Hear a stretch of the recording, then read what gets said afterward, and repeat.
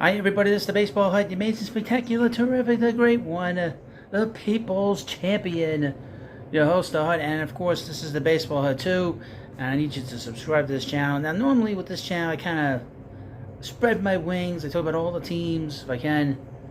At some point I'm going to do a video on the San Diego Padres, the other disappointing team in Major League Baseball that's a playoff team, other than the Cardinals and our New York Mets. But what you're going to get in this video might not be for the faint of heart. This is a group of guys that need to be made fun of. Now, I've done roast before, back in the old comic book cut days, but this is something I was not expecting to do. But we're going to do this. Now, if you don't know what this is going to be, I don't know how it's going to turn out.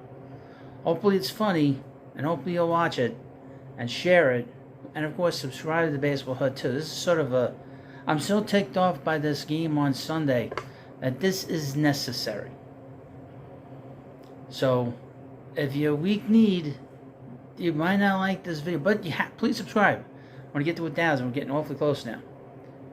Alright. The question is, who's a winner and who's a loser when it comes to people in the Mets organization and with the front office and the players and the manager and the coaches? Let's start off. Let's start off with Billy Epper. Winner or loser? Loser. He's done a lousy job this year. He's done a lousy job. He did a lousy job at the trading deadline last year when this team needed an extra boost. Offensively, he did not do that. That was a team that needed a very good DH, and he did not bring in a good DH. He brought in Daniel Vogelback, who is a... I'll get to him. And he brought in Darren Ruff, who did absolutely, positively nothing. Darren Ruff. Nothing. He did nothing. And they only had for 2 months. And they gave him 4 players, one of which became an everyday player with the Giants. And that's J.D. Davis. Alright. The manager. Now, Buck has had some success in his career as a manager. He was the manager that was there with the Yankees before they won a World Series. He was a guy that developed Bernie Williams. He developed Mariano Rivera to be a reliever. He's got a lot of great points. He built the Diamondbacks from scratch. He signed Randy Johnson. He made the trade for Kurt Schilling. He was smart enough to get rid of Alex Rodriguez in Texas. They built a pretty good infrastructure there. Then he went on to Baltimore. He's done a lot of good things there until the team, until the ownership decided not to spend money. And then the first year here with the New York Mets, he brought back a lot of pride here.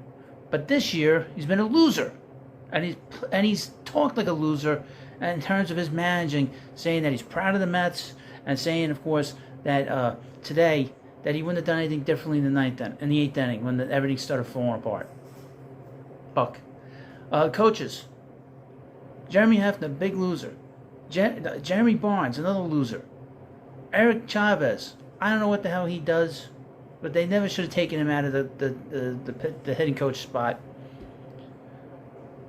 Glenn Sherlock, he's been here before. The Mets lost when he was here before. Why they brought him back, I have no idea. Wayne Kirby, he's alright. Joey Cora, he's alright.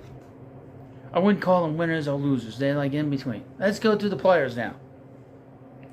Francisco Alvarez. I'm glad that he stopped doing the eye black where he had like 2 crosses under his eyes.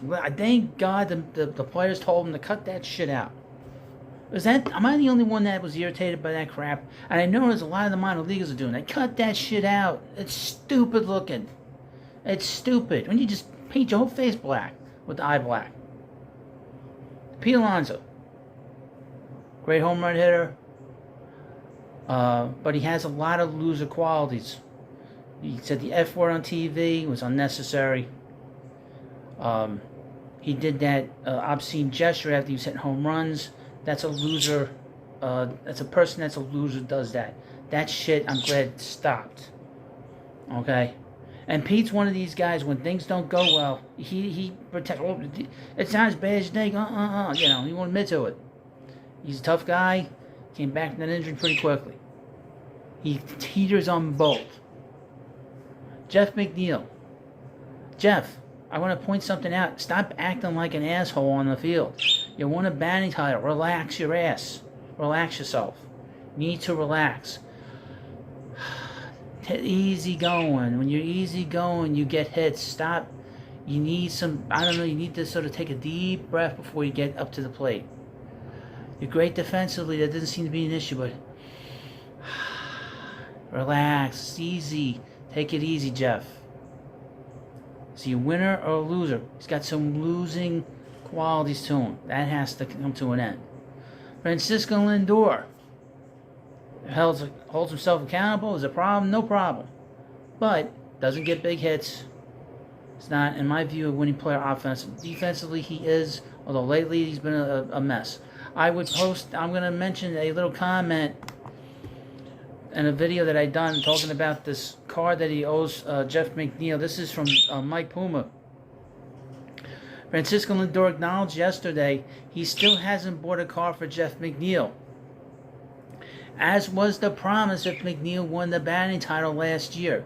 Quote, it should happen, right? Lindor sold the Post. It wouldn't be good if it didn't happen. Let me read you this again. It should happen, right? It wouldn't be good if it didn't happen. What the fuck kind of comment is that? That goes to his lack of leadership skills. That car should have been in his possession, McNeil's possession, and in spring training. And he didn't do that, and he still hasn't done that. I don't think he gets it. Your bond is your word. Your word is your bond, right? Brett Beatty. I am not... He hits lefties, but I am not that impressed with him. Now that I've had some time to watch him a little bit, I am not that impressed. I am not impressed. I thought I would be more impressed with him. He's had some good at-bats here and there, but I'm not impressed. He has to do some stuff. I'm not impressed. Mark Hanna. Is he still focused on the food channel? Is Mark Hanna still focused on that food channel? Now, I know he's hit a little bit better. I know he didn't do much against the Phillies this time around. Asshole. He could have gotten a big hit in these games over the last 3 days. Nope. And his wokeness doesn't really impress me. That's all I'll say. Brandon Nimmo. Great guy. Has made himself into a really good player. He's pressing. He's not a loser. He's more of a winner than a loser. But right now, he needs to do more. Starling Marte. What the hell happened to him? You look at his numbers. Batting average is not that bad, but his slug is gone. It's not there. His OPS plus is not there. Right now, he's a loser. Daniel Vogelback. I know you're waiting for me. Is it just me? Is the thing with him chewing gum like a lunatic bother you too? And every time he gets in, he makes that oh. He does this oh. Doesn't that annoy the shit out of you too? Just walk back to the dugout, asshole. Wobble back to the dugout. He's one of the biggest losers on this team. And again, he has hit well since he came back from his vacation up until his 0 for 9. But the team didn't win. So he's not having that big of an effect. And his OPS plus, 96. It's not much of an improvement. Just keep that in mind. Tommy Pham, winner. He's probably going to get traded. I know one thing. Francisco Lindor would not have shafted him on a car. Tommy Pham would have gotten it the next day. Francisco Lindor would have been pissing in his pants if he'd gone almost a year without having to give him a car. That's the difference between Tommy Pham and Jeff McNeil. Francisco Lindor has zero respect for Jeff McNeil. I don't know what the hell's going on in that clubhouse, but he's got zero respect for McNeil, and that is very troubling. Loser mentality. Eduardo Escobar, great guy. I think he's a winning player, but he didn't play well. Have a good time in Anaheim. And he had a good time there on Saturday in Colorado. Holy shit. Angels scored 25 runs. It was like a football score. It was like the Rams versus the Broncos. Luis Guillorme, loser. Can't hit. Can't hit. And his defense has not been very good this year. Tomas Nido. I know, I'm going to go down the line. Tomas Nido, loser. His OPS plus, get this, kids. I didn't know that this was such a thing. Minus 21. Mark Vientos. I didn't get a chance to watch him. Let's didn't play him. And he's raking again in AAA. I was more impressed with his at-bats than I have been with Beatty's at-bats. I got to be honest with you. Omar Narvaez. Can you not make him throw an error? Can you not make a bad throw today in today's game?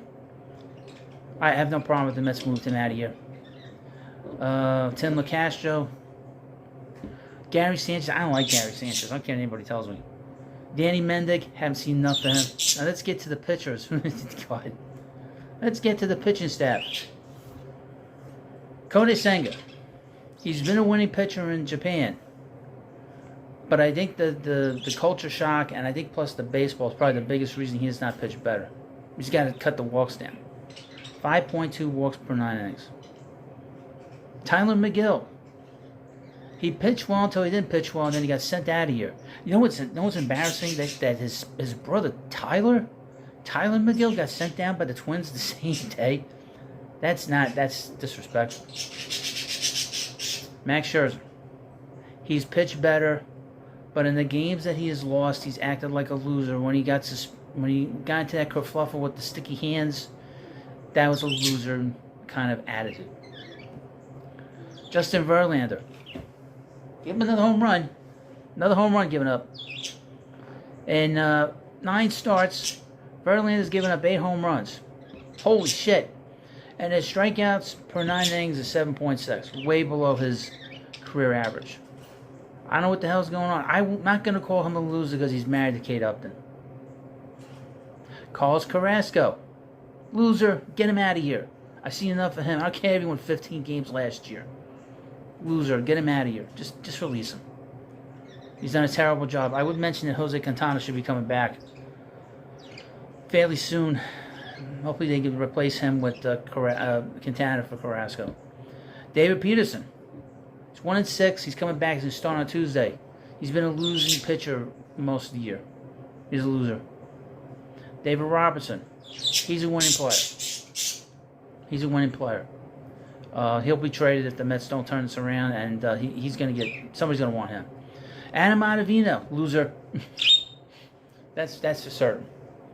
Jeff Brigham, loser. Had a little bit of a nervous Nelly. And when they talking to him after the game, his eyes were like, let me take my glasses off. His eyes were like this, talking to the press. You know, he looked like deer in the headlight. Brooks Fraley, I'm not impressed with him at all. Drew Smith, Sticky Smith, will be back on Monday. Loser. He's a loser. He's given up a lot of home runs in his career as a reliever. And this year he's got walks per 9 innings has been 3.8. In the past it's been 4.5. It's been very, very high. All right, let's go down the run of the Mets bullpen. I know that's what you're all waiting for. Steve Nagosic, gone. He left the Mets. Tommy Hunter, gone, left the Mets. Joey Lucchesi, you know, I think he's a loser. Dominic Leone, loser. John Curtis, loser. Jose Butto, he pitched well and he hasn't been back. Jimmy Yankabonis, loser. Dennis Santana, loser. This is some of the guys that have been on the Mets roster. Denny Reyes, loser. Zach Munkenhern, loser. Josh Walker, meh. Edwin Uceda, I don't know. He pitched well and they sent him back. Grant Hardwick, he's alright. Vinny Natoli, he got some outs today. God bless him, he got the Mets out of that 8th inning. Thank God. And they got Luis Guillorme, the only guy. Well, he actually gave up a hit when he pitched. But he's a loser. Again. He's the only one I sort of repeated myself that he's a loser. Some of these guys have to go. The veterans have to go. I think we're all sick of watching this. I think the front office and ownership is tired of it too. And I think that the trade, that involved Escobar to the Angels is the beginning of the end for this group. They had their shot to win last year. They failed because they're losers. They act like losers. They play like losers. They don't come up in the clutch. That is a big part of it. When you don't come up in the clutch, folks, you're not a winner. You're a loser. When you don't come through when the chips are down, that does not make you a winning player. Simple as that. Simple as that. I didn't really want to do these kinds of videos roasting these players, but you know what? They deserve it. They deserve it. Because like I've said in other videos, as a fan of a team, you follow all the games, you follow all the, everything that's going on with your team. And we deserve to have a team that wins. We deserve a team that plays well. We deserve the best here as Met fans. And that's how we should look at it. I know the owner wants to have the best.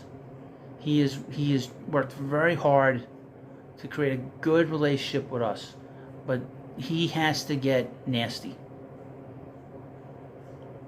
He has to get nasty. And if he doesn't, then we're just going to have the Wilpons back here. And I would say this to Steve Cohen and to the Met front office, if anybody's watching, get rid of every person that's worked for the Wilpons. Every single one of them.